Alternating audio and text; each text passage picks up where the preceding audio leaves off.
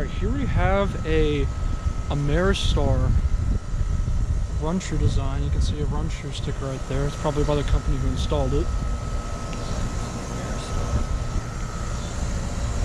It is a heat pump.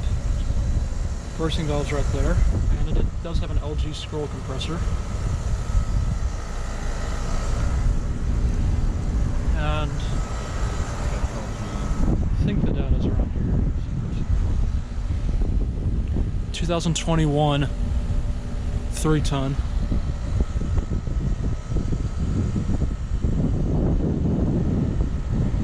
Here we got an XR right here running in heat mode. 5-ton from 2022. This actually replaced an older Goodman, and this replaced a Carrier from the 90s. That line is very hot. This thing's working great.